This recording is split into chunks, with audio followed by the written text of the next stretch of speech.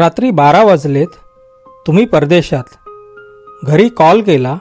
2 मिनिटात बोलणं संपलं. ठीक आहे, झोप आता. फोन ठेवला आणि एक रिकामं पण आलं मनात. आपण एकाच घरचे आहोत का खरंच? हा व्हिडिओ कोणासाठी आहे?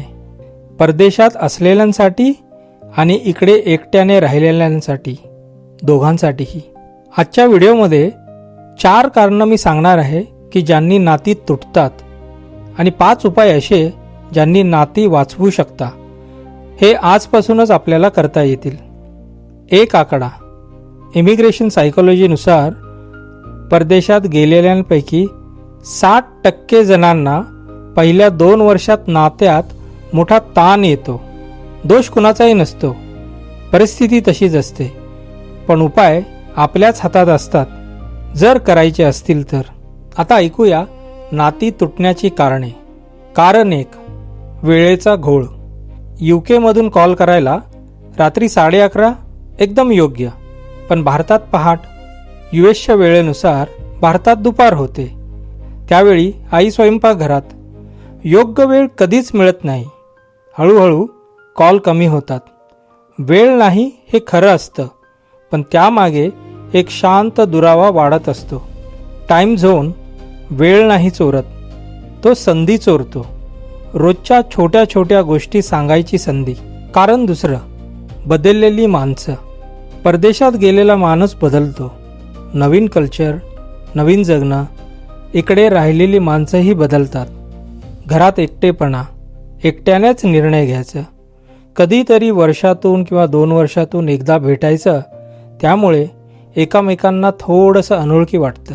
कारण 3, न बोललेलं दुखणं.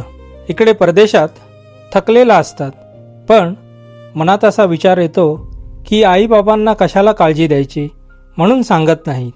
इकडे आईबाबा एकट्याने असतात. सगळं स्वतःच काम करतात, स्वतःच सहन करतात आणि मग त्यांनाही विचार करतो, तो बिचारा तिकडे एकटा आहे किंवा एकटी आहे, त्याला कशाला सांगायचं आणि ताप द्यायचा. दोघंही सहन करतात, सांगत नाहीत. दोघंही लपवतात आणि हळूहळू दुसऱ्याला सेफ स्पेस वाटेनाशी होते. कारण 4, न बोललेल्या अपेक्षा. परदेशात आहे म्हणजे पैसे पाठवणारच. परदेशात आहे म्हणजे तो नक्की बदलणारच. या असम्पशन्स कधी बोलल्या जात नाहीत, पण दोघांमध्ये एक भिंत उभी करतात. न बोललेल्या अपेक्षा. 2 देशाच्या अंतरापेक्षा मनामध्ये जे अंतर निर्माण होतं ते इतकं लांब असतं की ते कधीच भरून निघत नाही. आता करायचं काय? 5 गोष्टी अगदी साध्या सोप्या, एकदम सिंपल. आजपासूनच तुम्ही करू शकता. उपाय 1, वीकली विंडो ठरवा. रँडम कॉल बंद करा. एक फिक्स वेळ, दर रविवारी किंवा दर शुक्रवारी त्या वेळेत कॉल करायचा म्हणजे करायचा. काही बोलणं असू दे किंवा नसू दे, पण ती वेळ चुकवायची नाही. उपाय 2, छोट्या छोट्या गोष्टी. रोज एक व्हॉइस नोट पाठवा. 30 सेकंदाची, 1 मिनिटाची. आज काय झालं, काय खाल्लं, कसं वाटलं. मोठ्या कॉन्व्हर्सेशनसाठी थांबवू नका, त्याची वाट बघू नका. छोट्या छोट्या गोष्टींनी सुरुवात करा. उपाय 3, बी ऑनेस्ट.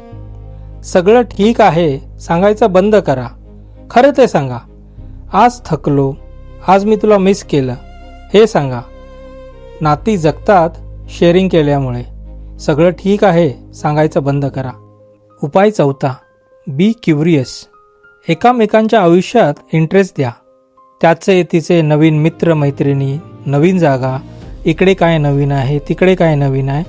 एकमेकांना विचारा, त्यांचे विटनेस बना, नवीन संभाषण बनवा.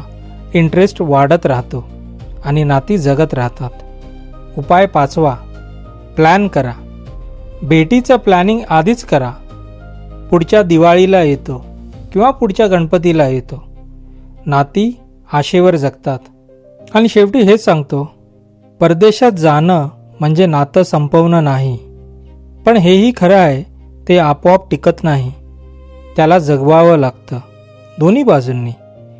हा व्हिडिओ अशा व्यक्तीला पाठवा जे परदेशात आहेत किंवा इकडे भारतामध्ये एकटे आहेत. अंतर नाती तोडत नाही, मन तोडतं.